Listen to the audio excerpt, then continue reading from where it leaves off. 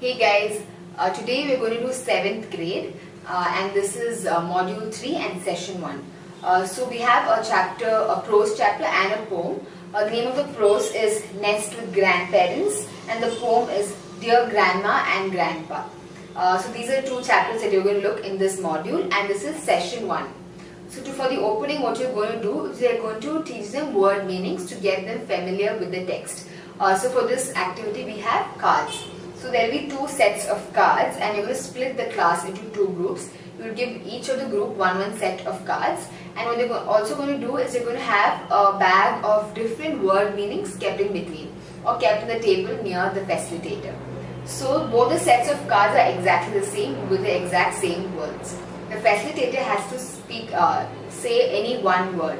So every time the facilitator says a word which is in the card, both groups have to go through all the cards and look for the card. And the first person who finds the cards and brings it to the facilitator gets a chance to go through the bag and also find the meaning.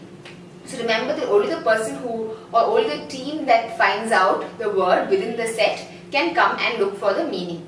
Now remember that when the students are going through the cards, tell them that only one person can come up front to the facilitator and give the card. So there's an entire group, so there must be like 25 students in a class. So what you do is you can ask them to find one representative and bring the card in front, and that person will get a chance to go to the bag and find the meaning of that word. Now in case that person is finding it difficult, then the other team can also, then the chance goes to the other team and that person can come in front, or anybody from that team can come in front and look for the appropriate meaning to the card. So what you have to do is you can maybe give them points or give them different chances to encourage them to come up, look for the card really fast and come up front and find the meaning for the word. So I hope the game is clear. Just make sure that you're going systematically, because this can make the class can become very chaotic if anybody can come up front. So make sure to tell them that only one person can come and bring the card and only that one person can look for the meaning. Because if you see the entire group, they're all going to come up front and they might not be able to find the meaning. So for every time you say a word, let one representative come. So you have to say all the words. So whenever you say that word, let a different person come in front and take the card. So and bring the card to you, show you the card, and then find the meaning for that card. Now for the second part of the main creation, what you're going to do is you're going to ask students to enact the entire story. So here again, what you're going to do is you're going to split the class into 4 groups and you're going to give one part of the story to every group. There are 4 parts of the story, so there are 4 groups and every group will get one part of the story. Now what they're going to do is you're going to give them 10 to 15 minutes time and they're going to quickly plan the entire scene. So there's a child, there's grandparents, there are parents, and there's an entire scene, and this group has to practice to enact that part of the story.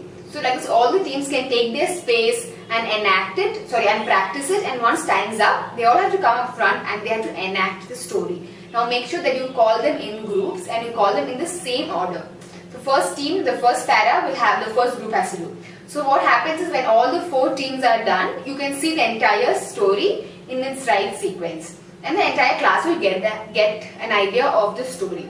So I repeat again, make sure that the groups are coming in the specific order. So that the first card will begin the first group and that group has to enact first, and the second group follows them, and this way the entire story is going to be placed. So make sure to give them time to practice, tell them to take characters, and even if sometimes the text is given paragraphs, so ask them to make dialogues. If there are dialogues, then it's easier for them. But if they don't have dialogues, tell them to make dialogues and enact the entire scene. And towards the end, you can see how the entire story is being presented to the class.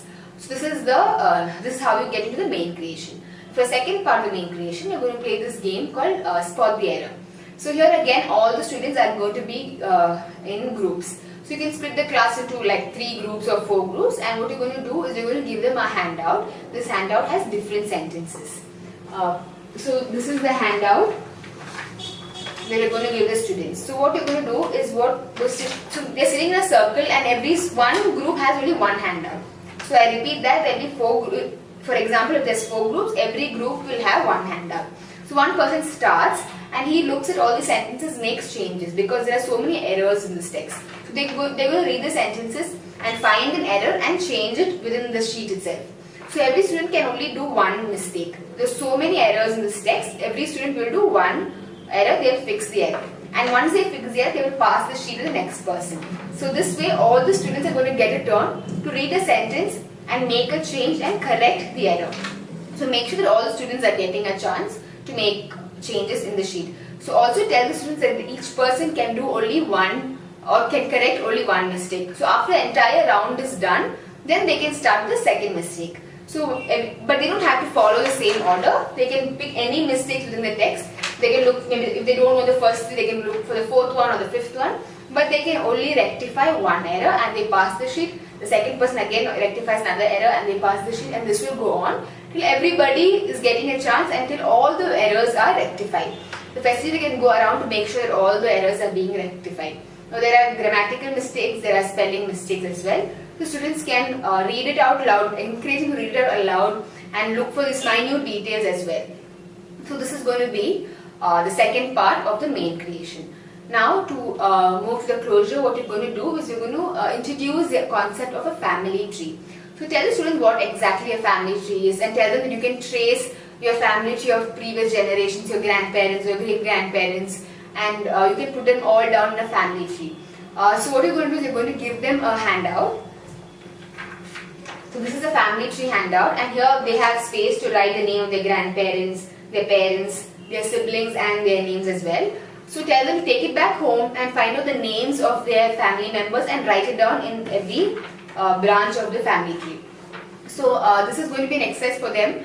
And also just introduce the idea of a family tree, tell them, give them examples, take the story itself and show them there's grandparents and their parents, and just explain it to them how it works and then give out the handout. And also tell them that after they find out the names of all their family members, they have to write a small, maybe like a line or two about each member of the family. It can be anything, okay? It can be absolutely anything, but just write 1 or 2 lines about every member in the family.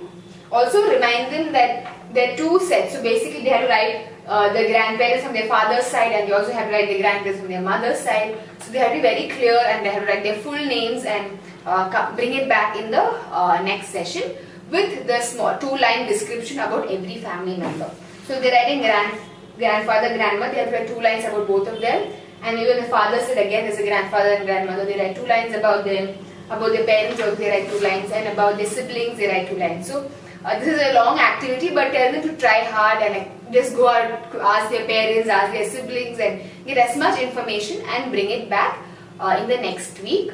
And this is how you're going to introduce the idea of family tree and also give them an idea of this chapter which is about grandparents and the entire family.